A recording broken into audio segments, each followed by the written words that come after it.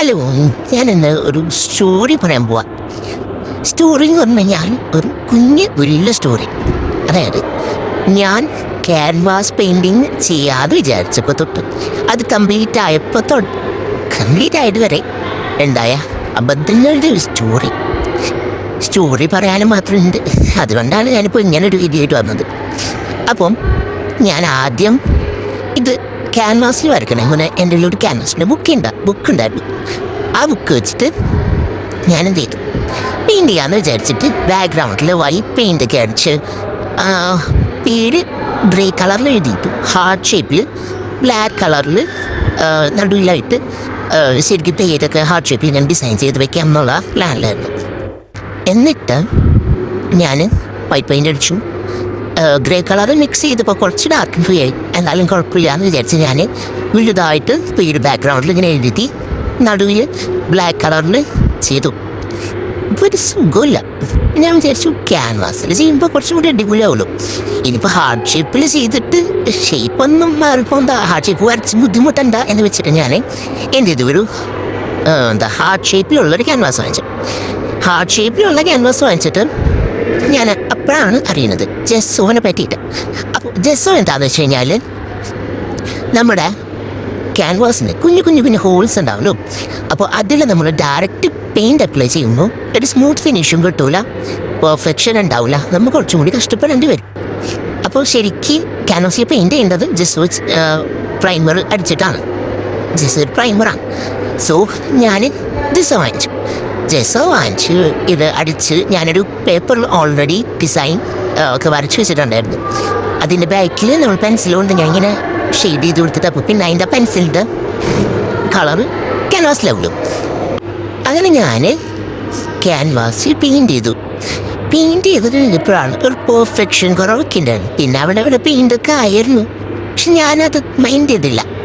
അത് നല്ല രീതിക്ക് തന്നെ കംപ്ലീറ്റ് ചെയ്തു, പക്ഷെ നല്ല പെർഫെക്ഷൻ കുറവുണ്ടായിരുന്നു. എന്നിട്ട് ഞാൻ എന്ത് ചെയ്തു എന്നറിയോ, വേറെ ക്യാൻവാസ് വാങ്ങിക്കേണ്ടി വന്നു. ഒട്ടും പെർഫെക്ഷൻ നമുക്ക് പുറത്ത് ഒരാൾക്ക് ചെയ്തു കൊടുക്കേണ്ടത് നല്ല പെർഫെക്ഷൻ ചെയ്യണ്ടേ. അങ്ങനെ പിന്നെയും പേപ്പർ ക്യാൻവാസ് വാങ്ങിച്ച് അതിൽ വെള്ളം അപ്ലൈ ചെയ്തിട്ടാണ് പിന്നെ ഞാൻ ജെസ്സോ അടിച്ചത്. ഫസ്റ്റ് ഞാൻ ജെസ്സോ അടിച്ചപ്പോൾ നല്ല തിക്കായി, ഭയങ്കര ഓവർ തിക്ക് ഉണ്ടായി. എന്നിട്ട് വെള്ളം അപ്ലൈ ചെയ്തു. പതുക്കെ അതിൻ്റെ മുകളിലൊരു thin layer of gesso 2 layer ഞാൻ അടിച്ചു കൊടുത്തു. അങ്ങനെ ഞാൻ പെൻസിലുകൊണ്ട് മാർക്ക് ചെയ്ത കുറച്ച് ഭാഗങ്ങളുണ്ടായിരുന്നു സ്കെച്ച് ചെയ്യാൻ വേണ്ടിയിട്ട്. അതൊക്കെ മായ്ക്കാൻ ഞാൻ കുറച്ച് പാടും. അത് ഞാൻ ലാസ്റ്റ് പെയിൻറ്റ് വെച്ചിട്ടാണ് അത് മറച്ചത്. അത് നിങ്ങൾക്ക് സൂക്ഷിച്ച് നോക്കിയാൽ അതിൻ്റെ ഒരു മിസ്റ്റേക്ക് കാണാൻ പറ്റും. എന്നിട്ടാണ് അത് കംപ്ലീറ്റ് ചെയ്തത്. അപ്പോൾ കംപ്ലീറ്റ് ചെയ്തപ്പോൾ വാർണിഷ് അടിച്ചിട്ടുണ്ടായില്ല. അപ്പോൾ എനിക്കൊരു ട്രാവൽ ഉണ്ടായിരുന്നതുകൊണ്ട് ഞാൻ എന്ത് ചെയ്തു, അത് ഈ പെയിൻറ്റ് ചെയ്ത സംഭവം ഞാൻ റാപ്പ് ചെയ്തിട്ട് നാട്ടിലേക്ക് കൊണ്ടെത്തും. ഇവിടെ വന്നിട്ട് വാർണിഷ് അടിക്കാൻ വെച്ചു. ഇവിടെ വന്നപ്പോഴാണ് ഞാൻ സത്യം മനസ്സിലാക്കിയത്, ഈ റാപ്പിംഗ് ഷെയ്ഡിൻ്റെ മുകളിൽ ഈ ക്യാൻവാസ് പെയിൻറ്റ് ഞാൻ അക്രിലിക് പെയിൻ്റാണ് ഇവിടെ യൂസ് ചെയ്തത്. അത് ഒട്ടിപ്പിടിച്ചു. പിന്നെ അത് പതുക്കെ എടുത്തപ്പോഴേക്കും കുറച്ച് ഭാഗത്ത് പെയിൻറ്റ് പോയി, കുറച്ച് ഭാഗത്ത് ക്യാൻവാസിൻ്റെ ഭാഗം പോയി.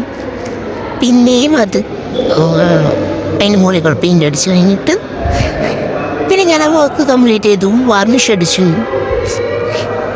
പിന്നെ എന്താണെന്ന് വെച്ച് കഴിഞ്ഞാൽ ഞാൻ ഈ ഹാർട്ട് ഷേപ്പിലുള്ള ക്യാൻവാസിൽ കലമിൻ്റെ ഇങ്കാണ് യൂസ് ചെയ്തിരുന്നത്. അത് നന്നായിട്ട് പരന്നു.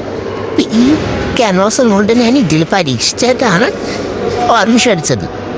അപ്പോൾ വാർണിഷ് അടിക്കുന്നത് ശ്രദ്ധിക്കുക, കലമിൻ്റെ ഇങ്ക് ക്യാൻവാസിൽ യൂസ് ചെയ്യാണ്ടിരിക്കുക. Okay, what story.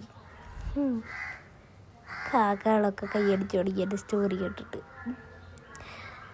നിങ്ങൾക്കുണ്ടാവില്ല ഇതേപോലത്തെ കഥ, പറയും. പിന്നെ അതേപോലെ ക്യാൻവാസ് പെയിൻറ്റിങ് ടിപ്സൊക്കെ ഉണ്ടെങ്കിൽ പറഞ്ഞോളൂ.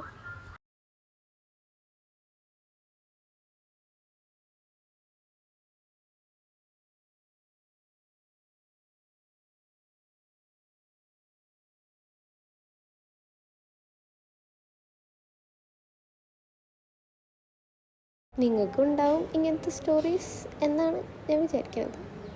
നിങ്ങളുടെ സ്റ്റോറീസ് എന്തൊക്കെയാണ് കമൻറ്റിൽ പറയും.